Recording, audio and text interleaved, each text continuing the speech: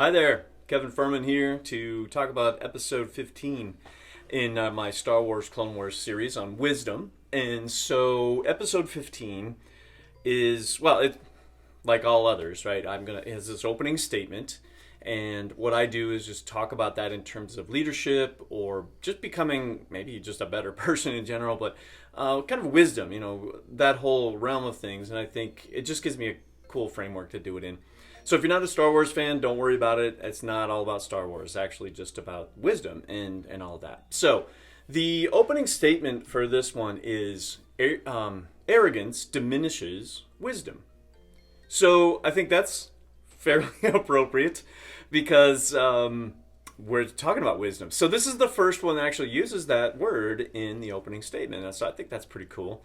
And so it's not going to be a big leap to say this one definitely applies. So you're going to get that at the end. If you haven't watched any of these yet, I kind of wrap it up with a do I agree or not agree thing at the end. So this one, obviously, I think it does. But let's get into it, though. So arrogance, let's kind of get into arrogance a little bit. And I think a lot of people understand, when someone is arrogant, I think a good context for that is they value their own opinion above others.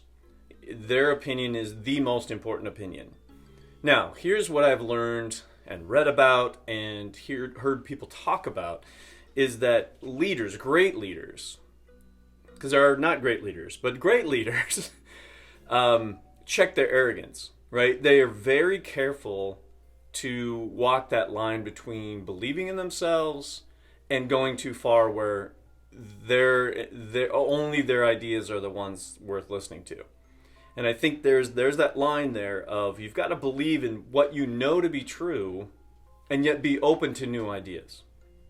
All right, having wisdom is actually a way to discern between something that's just new to be new and is just different, so therefore people think different is better. And that is, sometimes that's not true, right? It's not always that way. So you got to be careful with that one. But you can also think of it as new as something to examine and gain from if it has merit. How do you know if it has merit? Experience, right? Which is tied to wisdom.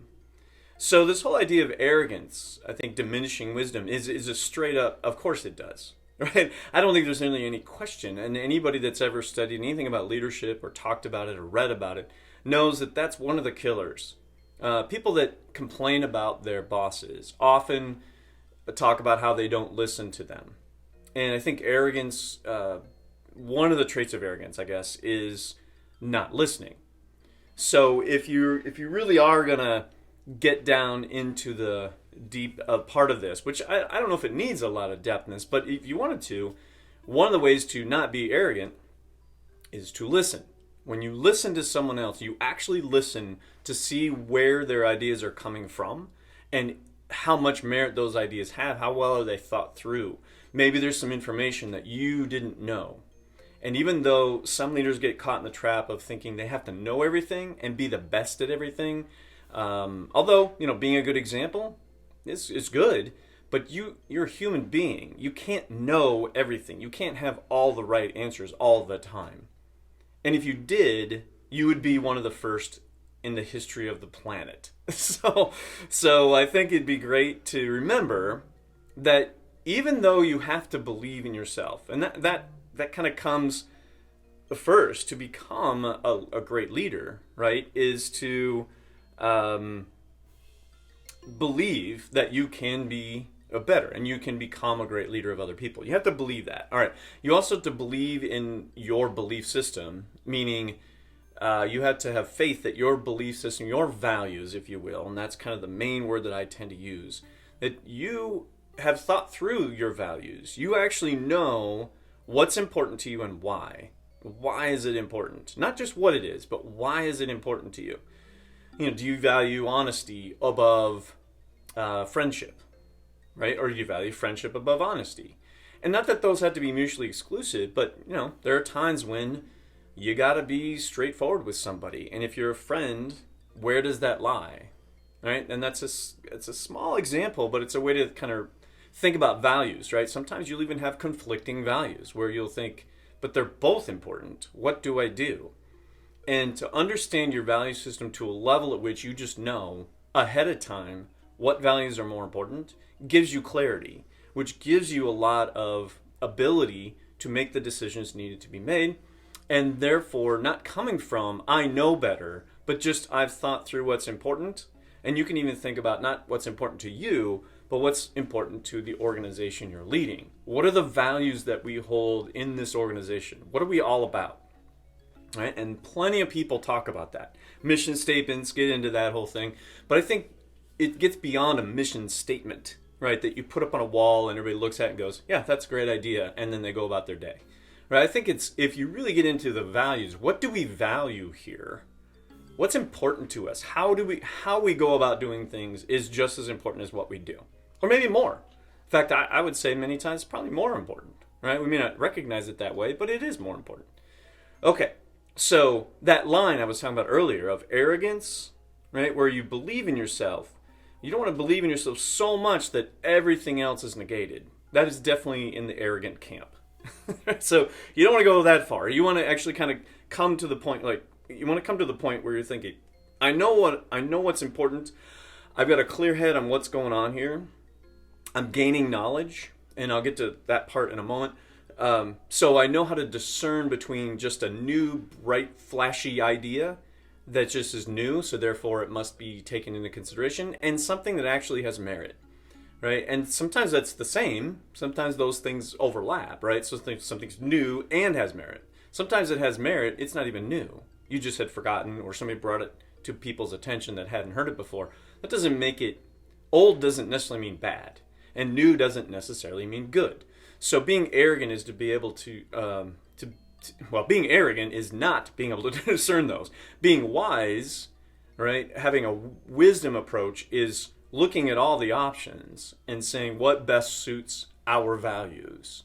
What is really going to make this work for everyone involved as much as possible. Okay.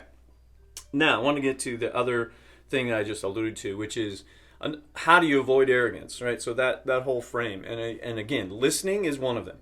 I think gaining knowledge or reading about what you're trying to do, immersing yourself in what's gone on before you, knowing the history, knowing what has worked, what hasn't worked in your organization, in organizations like yours, maybe organizations that aren't like yours, but they're still structured a similar way. You can still glean information from how people lead from a totally different industry. So I totally enjoy reading about leadership in all kinds of ways because I hope to be someone who can lead people down a path of freedom. And I'm just throwing that out there. That's not part of this, this topic per se. But for me, freedom is a very high value. Being able to say and do the things that I know to be true are very, very important. And so being able to forward those kinds of things are great. So anyway, I just wanted to throw that out there.